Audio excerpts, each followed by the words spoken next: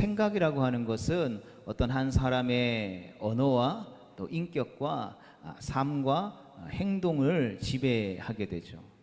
그래서 추하고 더러운 생각을 하는 사람들은 아무리 깨끗하고 좋은 환경에 있다 할지라도 더러운 말과 행동을 할 수밖에 없죠.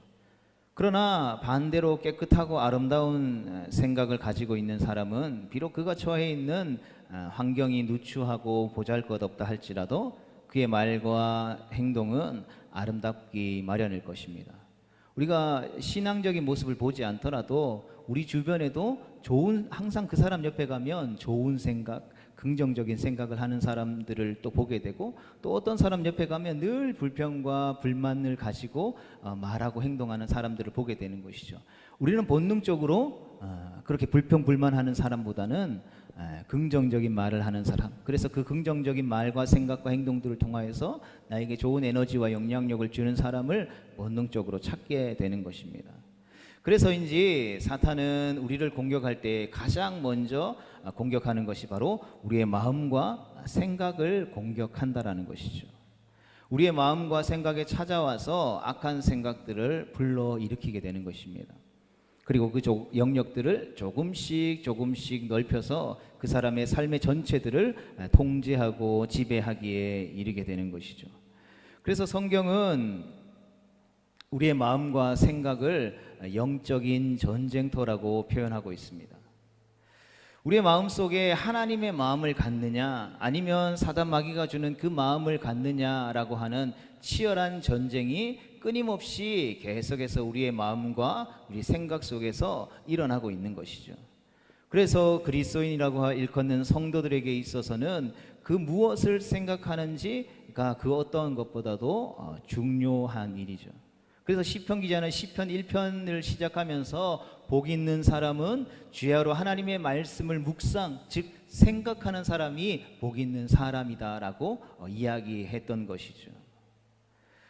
그런 의미에서 함께 살펴보게 될 이 히브리서의 말씀은 이 악하고 음란한 세대로부터 세상 사람들은 그렇게 생각하지 않을지 모르겠지만 믿음의 눈으로 이 세상을 보면 악하고 음란한 세대인 것이죠. 그래서 그러한 악하고 음란한 세대로부터 우리를 영원한 예수 그리스도의 승리로 이끌어 주시는 말씀이 될 것입니다. 이 말씀의 확신을 가지며 우리가 말씀을 좀 살펴보기를 원합니다. 히브리서는 주후 69년에서 70년 전으로 기록된 말씀으로 이 말씀을 기록한 저자는 분명하지 않습니다. 여러 가지 논쟁이 있지만 그 어느 것도 확실하게 우리에게 밝혀주고 있지 않죠. 그러하기에 꼭 그것이 누군가가 썼다라는 것을 파고들 필요는 없는 것이죠. 초대교회는 주 70년경에 예루살렘이 파괴된 해였습니다. 그러니까 로마의 군대가 예루살렘에 쳐들어와서 돌 위에 돌 하나도 남지 않고 다 무너지고 파괴되게 되죠. 그 전으로 초대교회는 굉장한 핍박과 고난 그리고 여러 가지 압박들을 받게 됩니다. 초대교회는 이러한 여러 가지 어려움 속에서 신앙을 잘 지켜왔지만 고난과 핍박이 계속해서 심해지고 시간이 길어질수록 점차 그들이 가지고 있었던 신앙이 흔들리기 시작했던 것이죠. 그 가운데 성도들 가운데 변절하거나 배도의 위험이 있었는데, 특별히 당시는 이 구약 시대에서 신약 시대로 넘어온 지 얼마 되지 않았기 때문에 이 구약의 말씀과 구약 시대를 사모하는 교회 공동체 안에 유대주의자들이 있었다라는 것이죠. 그들로 인해서 이 복음의 변질이 많았었습니다. 마치 출애굽한 이스라엘 백성들이 광야에서 어려움을 만나자 차라리 우리가 애굽의 노예로 있던 생활이 더 좋았다라고 고백하는 것과 같은 그러한 일들이 신약 시대의 교회 안에서도 일어났다라는 것이죠. 그래서 히브리서는 기본적으로 이러한 생각이 왜 잘못되었는지에 대한 분명하고도 명확한 경고와 함께 믿음의 여정으로 인해서 고난과 어려움 가운데 있는 성도들을 다시 한 번 더 위로하고 다시 한 번 더 격려하는 말씀으로 기록되어져 있는 것을 보게 됩니다. 특별히 이 히브리서 말씀 중에서 우리에게 믿음장이라고 불리는 히브리서 11장은 여러 가지 고난과 역경과 어려움 속에서도 믿음의 선배들이 믿음을 잘 지켜왔고 그러한 믿음으로 산 많은 증인들의 마지막을 우리가 잘 알고 있기 때문에 그들처럼 때로는 고난과 핍박을 받는다 할지라도 믿음으로 고난과 역경을 잘 견디어내어 승리해야 한다라고 권면하고 있는 것이죠. 바라기는 이 히브리서의 말씀을 함께 나누는 이 자리에 함께한 우리 모두가 그러한 믿음의 역사들을 동일하게 새로운 우리의 인생 가운데의 믿음장을 써내려갈 수 있게 되기를 주님의 이름으로 축복합니다. 히브리서의 말씀은 이렇게 시작됩니다. 1장 1절 말씀을 같이 읽어보겠습니다. 시작. 옛적의 선지자들을 통하여 여러 부분과 여러 모양으로 우리 조상들에게 말씀하신 하나님이. 아멘. 이렇듯 성경의 시작이 선포로 되어져 있는 것을 보게 됩니다. 창세기 1장 1절 말씀은 어떻게 되어 있습니까? 태초에 하나님이 천지를 창조하시니라 라고 기록되어 있죠. 그리고 요한복음 1장 1절에 보면 태초에 말씀이 계시니라로 선포되어져 있는 것을 보게 됩니다. 즉 논증으로 시작되지 않았다라는 것이죠. 하나님이 어디 계시지? 하나님이라는 신을 누가 만든 거지? 이 여호와 하나님이라는 신을, 예수님이라는 분을 우리가 믿고 의지해도 되는 걸까라는 식의 어떤 문제를 제기하는 것으로 시작하는 것이 아니라 선포로 시작한다라는 것이죠. 히브리서 역시 단도직입적으로 하나님의 말씀이 있었다, 그리고 하나님의 말씀이 모든 사람들에게 전달되었다라는 내용의 선언으로 시작되어지는 것을 보게 됩니다. 여러분, 우리가 성경을 우리가 매일매일 읽죠. 또 성경 말씀을 통해서 하나님의 말씀을 듣습니다. 그런데 성경은 결코 이 말씀을 통해서 우리를 설득하려고 하지 않는다라는 것이죠. 봄이나 제발 말씀을 잘 들어줘. 이 말씀을 듣고 이해해줘. 이 말씀을 듣고 예수님을 믿어야 돼. 이렇게 설득하려고 하지 않는다라는 것이죠. 또 때로는 성경은 중명아 이런 게 성경이 있는데 이거 되게 재밌지? 라는 것들로 우리의 흥미를 끌려고 하지도 않는다라는 것이죠. 그래서 어떤 면에서는 굉장히 지루하고 부단한 노력을 거쳐야만 이 말씀 속으로 나아갈 수 있는 때가 너무나도 많다라는 것이죠. 그렇죠. 지금 이제 레위기의 말씀을 보면 계속 읽고 계신 분들은 느낄 거예요. 이게 무슨 말을 하는 건지, 뭐 각을 떴다가 잡았다가 태웠다가 기름 했다가 씻었다가 말렸다가 뭐 이런 게 계속 반복되잖아요. 이게 왜 그런지 구체적으로 막 설명하고 있지 않다라는 것이죠. 성경은 그저 이 말씀을 대하는 우리를 향해서 선언하고 있는 것이죠. 즉 선포하고 있는 것입니다. 그리고 그 선언과 선포를 받아들이지 않는 사람들에 대해서는 시편 14편 1절 말씀에 있는 것처럼 어리석은 자들은 그 마음에 이르기를 하나님이 없다 하도다라고 일축해 버리는 것이죠. 성도 여러분, 하나님은 살아계십니다. 우리가 믿든 믿지 않든 하나님은 살아 역사하셔서 오늘 예배하는 이 자리 가운데 함께 하셔서 우리의 심령 가운데 말씀하고 계신 줄로 믿습니다. 그분은 말씀으로 온 천지 만물을 창조하셨고 지금도 온 천지 만물을 다스리고 통치하시는 만왕의 왕이요 만주의 주가 되시는 것입니다. 그런 의미에서 사실 우리가 신앙이라고 하는 것은 하나님이 살아계시다라는 그 사실을 내가 받아들임으로써 시작되어진다라는 것이죠. 그렇다면 하나님은 이런 분이시다라고 하는 이 선언과 선포의 이 말씀은 우리에게 어떻게 전해지게 된 것일까요? 오늘 히브리서 1장 1절의 말씀을 보면 하나님의 선지자들, 즉 하나님의 사람들을 통해서 우리 조상들에게 하신 말씀이 전해졌다라고 증언하고 있는 것이죠. 하나님이 이 말씀을 전해주실 때에 하나의 방법만으로 이렇게 전해진 것이 아니라 여러 부분과 여러 모양으로 선지자들을 통해서 전해주셨는데, 여기서 말하는 여러 부분, 여러 모양으로는 구약의 전체 여러 가지 사건들을 딱 두 마디로 요약한 것이죠. 이는 아브라함 이전 시대부터 애굽의 노예 시대, 사사 시대와 다윗 시대, 그리고 분열 왕국과 포로, 바벨론 포로 시대, 그리고 예수님의 시대까지의 모든 시대들을 다 포함하고 있는 것이죠.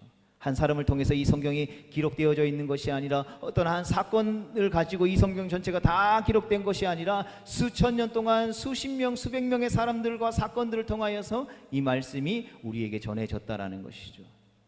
즉 하나님은 모든 시대 모든 사람들을 통하여서 다양한 방법들을 통하여서 우리에게 말씀해 오셨다라는 것을 오늘 본문 1절과 2절에서 말씀하고 있는 것입니다. 우리 본문 말씀을 같이 다시 한번 더 읽어보겠습니다. 시작. 옛적에 선지자들을 통하여 여러 부분과 여러 모양으로 우리 조상들에게 말씀하신 하나님이 이 모든 날 마지막에는 아들을 통하여 우리에게 말씀하셨으니 이 아들을 만유의 상속자로 세우시고 또 그로 말미암아 모든 세계를 지으셨느니라. 아멘. 성도 여러분, 하나님은 하나님의 사람들을 통하여서 일하시고 역사하시는 분이시다라는 것입니다. 성경에 나오는 아브라함을 통해서, 또 모세를 통해서, 요나를 통해서, 다윗을 통해서, 사무엘을 통해서, 엘리야와 이사야와 다니엘과 예레미야를 통해서 하나님은 일하시고 역사하셨다라는 것이죠. 하나님은 시대마다 사람들을 택하셨고 또 때로는 제도들을 택하셨고 또 역사 가운데에 흘러가는 그 역사를 이용해서 하나님 당신의 뜻을 우리에게 선포해 오셨다라는 것이죠. 또 때로는 우리가 이해할 수 없는 초자연적인 방법들도 사용하셨죠. 이스라엘 백성들이 출애굽할 때에 홍해 바다가 마른 땅처럼 갈라져서 그 홍해를 걸었던 것, 또 그리고 여호수아가 가나안 정복 전쟁을 할 때에 해가 지지 않고 계속해서 중천에 떠 있는 그러한 사건들, 그리고 여리고성을 정복할 때에도 칼과 창으로 전쟁한 것이 아니라 여리고성을 돌다가 마지막에 하나님을 향하여서 소리를 외칠 때에 그 여리고성이 무너지는 하나님의 초자연적인 역사들을 통해서 우리에게 말씀하셨다라는 것이죠. 또 요셉과 다니엘에게는 꿈을 통하여서 말씀하셨고 아브라함과 모세에게는 직접 만나 말씀하셨으며 에스겔에게는 그발강가에서 환상을 통하여서 말씀하시기도 하셨다라는 것이죠. 또 어떤 이들은 직접 말씀하시진 않았지만 성령 하나님께서 그 마음에 감동을 통해서 계속해서 말씀하셨다라는 것이죠. 그리고 그 말씀하신 것을 기록한 것이 바로 성경인 것이죠. 이처럼 하나님은 여러 부분과 여러 모양으로 하나님의 사람들을 통해서 당신의 뜻을 계속해서 당신의 백성들 가운데에 전해 주셨다라는 것입니다. 그렇다면 이 모든 하나님의 말씀은 어디에서 종결된 것으로 보았습니까? 그것은 바로 예수 그리스도께서 이 땅 가운데 오셔서 완성하신 사건들을 통하여서 종결되었죠. 이 여러 부분과 여러 모양과 여러 시대와 여러 사람들과 여러 방법들은 큰 산의 작은 강줄기들이 모여서 완전한 하나의 강줄기로 형성되는 것처럼 예수 그리스도를 향해서 모이는 것이죠. 그리고 구약 성경은 오실 예수님에 대해서, 그리고 신약 성경은 오신 예수님에 대해서, 그리고 마지막 말씀은 다시 오실 예수님에 대해서 증언하고 있는 것이죠. 모든 성경의 작은 물줄기들이 예수 그리스도라는 큰 강줄기로 모여들고 있는 것입니다. 그래서 말씀이시면서도 육신이 되어 우리 가운데 거하신 은혜와 진리가 충만하신 예수 그리스도, 그분에게서 모든 것이 완성되어졌다라는 것이죠. 그래서 우리는 다른 어떤 것을 믿는 것이 아니라 예수 그리스도를 나의 구주로 영접하고 나의 하나님으로 믿고 고백함으로 그분을 통해서 하나님의 자녀가 되는 권세를 얻고 그분의 나라에서 왕노릇하며 영원한 생명을 얻게 되어지는 것이죠. 이것이 예수님을 믿는 성도에게 있어서 소망인 것입니다. 믿음인 것이죠. 히브리서 1장 1절과 2절 이 짧은 말씀 속에서 이 신약과 구약 전체를 요약하여서 오늘 우리에게 예수님에 대해서 보여주고 있다라는 것이죠. 그래서 이 히브리서는 놀라운 말씀으로 우리에게 주어지고 있는 것입니다. 이렇게 시작하고 있는 히브리서의 말씀은 우리의 구원자이신 예수 그리스도를 깊이 생각하고 바라보는 것만이 성도로서 이 땅에서 살아갈 때에 마주하게 되는 고난과 어려움을 이기고 승리하며 사는 유일한 비결이라고 우리에게 말씀하고 있는 것입니다. 우리가 지난 인생을 돌아보고 또 새롭게 2025년이라는 한 해를 시작하면서 얼마나 많은 일들이 일어나고 있습니까? 특별히 2024년 연말부터 2025년 지금까지 우리 대한민국에는 이전에 없었던 놀라운 일들이 막 일어나고 있잖아요. 혼란스러운 일들이 막 일어나고 있잖아요. 그러나 성경은 그러한 일들이 앞으로도 계속해서 일어날 것이다라고 우리에게 말씀하고 있는 것이죠. 세상 사람들은 다사다난했던 한 해가 저물어가고 새로운 한 해가 시작되어지면 이전보다 내 삶이 좀 더 나아지겠지, 좀 더 좋아지겠지 하며 헛된 희망을 품지만, 우리가 우리에게 주신 진리의 말씀을 살펴보면 그러한 세상 사람들이 소망을 가지고 있는 이 세상은 점점 더 어려워질 것이다라고 이야기하고 있는 것이죠. 사회적으로도, 또 경제적으로도, 정치적으로도 점점 더 불안해지고 악한 영들의 미혹으로 인한 영적인 전쟁들도 더욱더 심해질 것이다라는 것이죠. 우리가 원하든 원하지 않든 끊임없이 우리의 사는 이 세상은 점점 더 마지막을 향해 달려가게 된다라는 것입니다.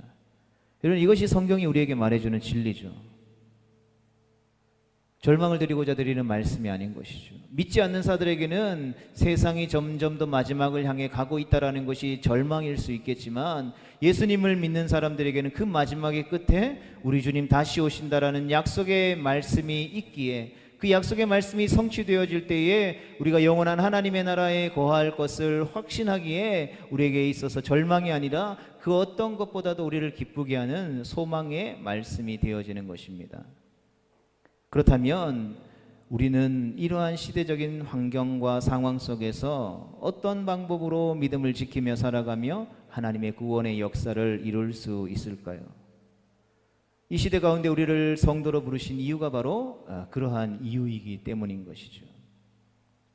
그리고 우리에게 말씀을 통해서 주는 방법은 단 한 가지 방법밖에 없습니다. 그것은 바로 우리 모두가 예수님을 더 깊이 생각하고 예수님을 더 뚜렷이 바라보아야 한다는 것이죠.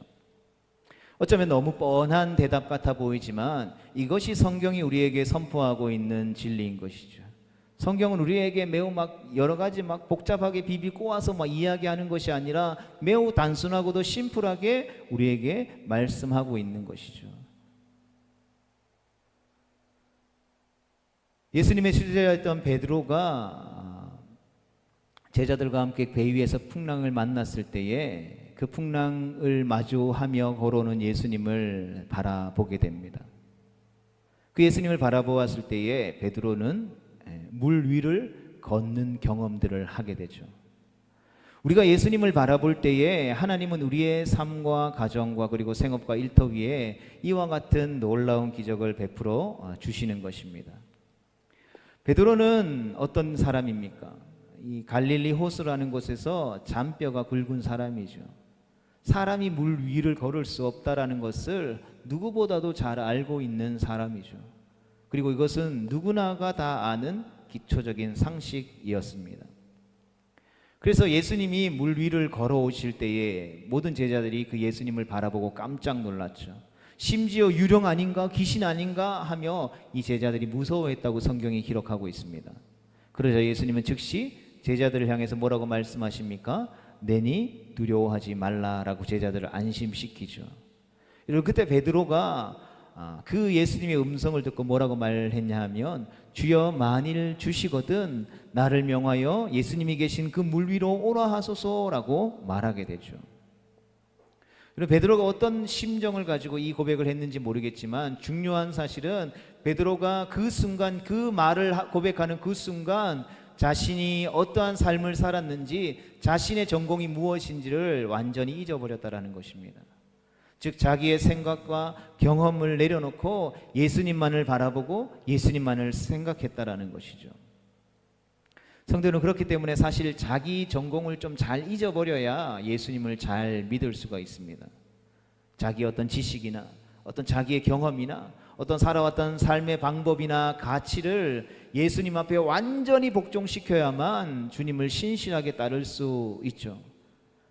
많은 지식을 가지고 많은 삶의 경험들을 가진 사람일수록 예수님이 하신 말씀에 자신의 지식과 경험과 가치들을 대입시켜서 하나님 이렇게 하는 것보다 이렇게 하는 게 더 옳습니다. 제가 많이 해봐서 아는데, 많이 배워봐서 아는데, 내가 그동안 이렇게 살아와봐서 아는데 이렇게 하는 것이 좋습니다 라고 이야기하면서 예수님의 말씀에 순종하지 못하는 경우가 많다라는 것이죠. 그럼 베드로는 자신의 어떤 지식이나 경험들을 잊고 예수님을 바라보았다라는 것이죠. 그리고 자신도 모르게 무엇에 끌린 듯이 물 위로 뛰어내렸습니다. 그리고 물 위를 걷게 되었죠. 성도 여러분, 이것이 성도의 삶이며 이것이 교회인 줄로 믿습니다. 여러분, 교회가 세상 사람들이 다 할 수 있는 일들만 한다라고 하면 그것을 어떻게 교회라고 하겠습니까? 교회는 세상 사람들이 다 할 수 있는 것도 당연히 해야 하고, 그 세상 사람들이 할 수 없다라고 말하는 믿음의 영역까지도 행할 수 있어야 바로 교회가 교회되어지는 것입니다.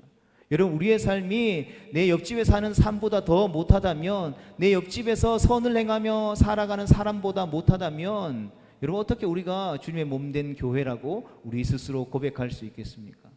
우리의 삶이 그러한 사람들의 삶보다 더 높은 가치를 두고 살아가야 하는 것은 당연하다라는 것이죠.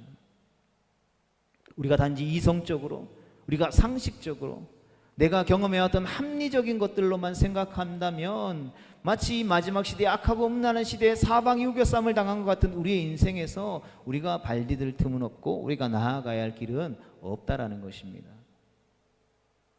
누가 사랑하는 우리의 가족과 이웃들을, 혼란스러운 이 나라와 민족을 흑암의 권세로 죽어가고 있는 저 열방을 구원할 수 있겠습니까? 정의와 공의가 사라져버린 악하고 음란한 이 마지막 시대를 살아가는 우리가 어떻게 흔들리지 않는 영원한 하나님의 나라를 향한 소망을 품으며 살아갈 수 있겠습니까? 우리에게 있는 지식이나 어떤 우리에 있는 경험이나 내가 가지고 있는 부와 명예와 권력으로 그것이 가능하겠습니까? 결코 가능하지 않죠. 그것이 가능하다면 지금 이 자리 이 시간에 여기 앉아있는 우리가 가장 바보 같은 인생이지 않겠습니까? 그것으로 가능하다면 우리는 빨리 뛰쳐나가야 되겠죠. 잠자는 것도 포기하고 공부하기 위해서, 경험을 쌓기 위해서, 부와 명예와 권력을 얻기 위해서 수단과 방법을 가리지 않아야 할 것입니다. 그것으로는 불가능하죠. 그것으로 가능하다라고 생각하는 이 세상은 점점 더 악해져 갈 뿐이라는 것입니다. 사랑하는 성도 여러분, 우리는 예수님을 생각하고 예수님을 바라봐야 하는 줄로 믿습니다. 히브리서가 말씀하고 있는 것처럼 예수님을 바라보고 어린 양 예수 그리스도께서 걸어가신 그 십자가의 길, 그 영광의 길을 우리가 따라가면 그 따라가는 걸음 속에서 우리와 함께 하시는 성령 하나님이 감당할 수 있는 힘과 지혜와 능력들을 우리 가운데에 부어주시는 것입니다. 예수님만 생각하고 우리가 예수님을 따라가면 우리가 감당할 수 있는 지혜와 명철을 우리에게 주시는 것입니다.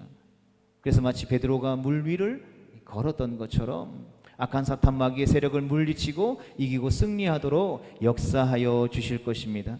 그러한 하나님의 백성 되어질 수 있기를 주님의 이름으로 축복합니다.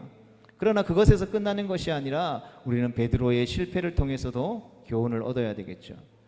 베드로가 기적적으로 예수님의 그 말씀에 의지해서 무리를 걷다가 갑자기 자신의 주제를 파악하고 환경과 상황을 쭉 둘러보기 시작하자, 자신의 있는 모습을 돌아보기 시작하자 어떻게 되었습니까? 자신의 경험과 상식으로 다시 돌아가 버리게 됐죠. 결국 그대로 물속으로 빠져버리고 말았습니다. 그런데 우리가 좀 이상하다고 생각해 보는 부분도 있어야 되겠죠. 베드로의 직업이 무엇이었습니까? 어부였죠. 요즘처럼 대학교 다 졸업하고 이때부터 나는 어부가 되어야지 이런 시절이 아니었잖아요. 어릴 때부터 얕은 호숫가에서부터 시작해서 일평생을 그 호숫가에서 물고기를 잡으며 살아왔던 어부였다라는 것이죠. 물을 두려워하고 수영을 할 줄 못하는 사람이, 이 갈릴리 호수에 대한 지식이 없는 사람이 어부라는 일을 과연 할 수 있었을까요? 그가 풍랑과 파도를 한두 번만 경험해 봤을까요? 분명히 수영도 할 수 있었을 거고 그 물에 대한 두려움도 없었을 것입니다. 풍랑도 그 인생에 살아오면서 여러 번 경험해 봤을 것이죠. 그럼에도 불구하고 그는 물 위를 걷다가 물속에 빠지자 허우적거리며 물속으로 빠져들기 시작했다라는 것이죠. 수영을 할 줄 알았지만 빠져들어갔다라는 것입니다. 물을 두려워하지 않았지만 물을 두려워하게 되었다라는 것이죠. 즉 예수님을 바라보는 시선을 돌려서 주위 환경을 바라보았을 때에 그 환경이 베드로에게 있어서 너무나 크게 인식되었다라는 것이죠. 성도 여러분, 그러하기에 믿음으로 우리가 살아간다라는 것은 이 악하고 음란한 세상 속에서 우리가 속해서 살아가는 주변의 사람들 중에 10명 안에 우리가 속해 있다고 하면 최소 9명은 예수님에 대해서 믿지 않는, 교회 다니는 것에 대해서 부정적인, 하나님을 대적하여 일어나는 세상 사람들이라는 것이죠. 그 속에서 우리가 예수님을 믿는 믿음으로 살아가는 것, 그들이 살아가는 삶의 방식이 잘못되었다라는 것을 말하고 고백하며 그들과 다른 삶의 방식과 패턴을 가지고 살아가는 것은 결코 쉬운 일이 아니라는 것이죠. 그러나 그렇다고 해서 믿음으로 사는 삶에서 마주하는 고난과 역경과 불가능의 현실 때문에 우리는 주저앉아서도 안 될 것입니다. 오히려 예수님을 더 깊이 생각하고 더 뚜렷이 바라보면서 하나님이 모든 환경들을 감당하게 하실 뿐만 아니라 환경을 뛰어넘어서 앞으로 나아가도록 만들어주심을 믿어야 하는 이유가 바로 여기에 있는 것이죠. 베드로가 예수님의 말씀에 의지하여서 물 위를 걸었던 것처럼 하나님이 예수 그리스도를 깊이 생각하고 바라는 자에게 능력을 더해 주실 줄로 믿습니다. 왜냐하면 우리가 본문 3절 4절에서 생각하고 바라보는 예수님을 어떠한 분으로 소개하고 있습니까? 바로 만주의 주요 만왕의 왕으로 선포하고 있기 때문이라는 것이죠. 예수님을 온 천지 만물을 지으시고 다스리고 통치하시는 하나님의 영광의 광채요 하나님의 본체이자 형상으로 뿐만 아니라 우리의 죄를 정결하게 하시며 오늘도 하나님 보좌 우편에서 우리를 위해서 중보하고 계시는 하나님으로 선언하고 있기 때문이라는 것이죠. 사랑하는 성도들, 이 예수님을 우리가 꼭 마음속에 붙들 수 있기를 축복합니다. 그래서 우리의 말과 우리의 생각과 우리의 행동이 그 예수님께 완전히 고정되어질 수 있기를 축복합니다. 어떤 본드 같은 게 있으면 쫙 붙여가지고 떨어지지 않았으면 좋겠습니다. 성대로 우리가 떨어지고 싶어도 떨어지지 않도록 우리의 예수님께만 우리의 생각과 우리의 말과 우리의 마음과 행동 그리고 삶의 목적을 우리가 집중할 수 있다면 하나님께서 이전에 우리의 인생 가운데 찾아보지 못했고 경험해보지 못했던 놀라운 축복과 영광으로 우리의 삶을 채우실 줄 확신합니다. 이것이 바로 히브리서의 말씀을 통해서 우리에게 주시는 축복의 말씀인 것입니다. 이것이 바로 믿음으로 살아가는 우리의 삶을 위로하고 지키시고 인도하시는 주님의 축복의 말씀인 것이죠.